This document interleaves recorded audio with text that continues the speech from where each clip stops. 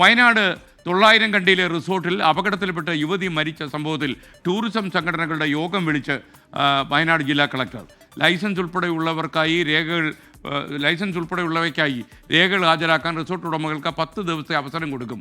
സുർജിത്ത് അയ്യപ്പത്ത് വയനാട്ടിൽ നിന്ന് വിവരങ്ങളുമായി ചേരുന്നു. Surjith, good morning. പറയൂ Surjith. Good morning S K N. ഈ കഴിഞ്ഞ ദിവസമാണ് 900 കണ്ടിയിൽ റിസോർട്ടിൽ 900 വെഞ്ചേഴ്സ് റിസോർട്ടിലാണ് ഇത്തരത്തിലൊരു അപകടം ഉണ്ടായത്. അനധികൃതമായി പ്രവർത്തിക്കുന്ന റിസോർട്ടായിരുന്നു. 2 പേരെ അറസ്റ്റ് ചെയ്യുന്ന നടപടിയിലേക്കും അവരെ റിമാൻഡ് ചെയ്യുന്ന നടപടിയിലേക്കും പോലീസും എത്തിയിട്ടുണ്ട്. നിഷ്മ എന്ന് പറയുന്ന മലപ്പുറം സ്വദേശിയായിട്ടുള്ള 24 വയസ്സുള്ള പെൺകുട്ടിയാണ് ഈ അപകടത്തിൻ്റെ ഇരയായിട്ടുള്ളത്. അതായത് ടെൻറ്റിൻ്റെ മുകളിലേക്ക് ഷെഡ് തകർന്നു വീണാണ് ഈ അപകടം ഉണ്ടായിട്ടുള്ളത്. അപ്പോൾ സ്വാഭാവികമായും സുരക്ഷിതമായ ടൂറിസം ഒരുക്കാനുള്ള ബാധ്യത ഈ ടൂറിസവുമായി ബന്ധപ്പെട്ട് ഉള്ള ആളുകൾക്കുണ്ട് എന്നുള്ളതാണ് പ്രധാനമായി വിഷയവുമായി ബന്ധപ്പെട്ട് ഉയർന്നു വരുന്ന പ്രധാനപ്പെട്ട വാദം. അതുകൊണ്ട് തന്നെയാണ് ജില്ലാ ഭരണകൂടം കർശനമായ രീതിയിലുള്ള നടപടിയിലേക്ക് കടന്നിരിക്കുന്നത്. ഇന്നലെ ഒരു കോർ കമ്മിറ്റി യോഗം ചേർന്നിരുന്നു. ആ കോർ കമ്മിറ്റി യോഗത്തിന് തുടർച്ചയായാണ് ഇന്ന് ടൂറിസം സംഘടനകളുടെ യോഗം വിളിച്ചിരിക്കുന്നത്. ഈ അനധികൃതമായി പ്രവർത്തിക്കുന്ന റിസോർട്ടുകൾ ധാരാളം വയനാട് ജില്ലയിൽ ഉണ്ട് എന്നുള്ളത് അക്കാര്യത്തിൽ വ്യക്തത വന്നിട്ടുണ്ട്. അതിൻ്റെ പ്രാഥമിക അന്വേഷണത്തിൽ വ്യക്തത വന്നിട്ടുണ്ട്.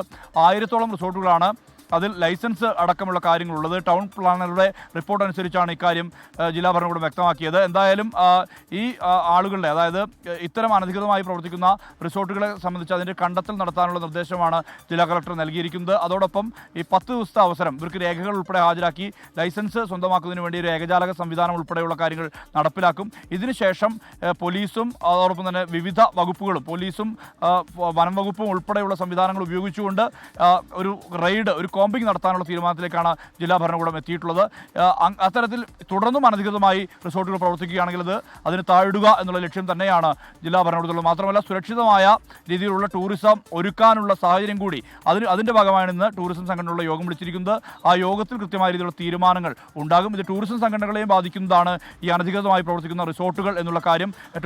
അത് അവരെ കൂടി ബാധിക്കുന്നതാണ്. അതുകൊണ്ട് തന്നെയാണ് ഈ ടൂറിസം സംഘടനകളുടെ യോഗം വിളിക്കാൻ വേണ്ടി ജില്ലാ കളക്ടർ തീരുമാനിച്ചിരിക്കുന്നത്. 11 മണിയോടുകൂടി യോഗം നടക്കും. S K N.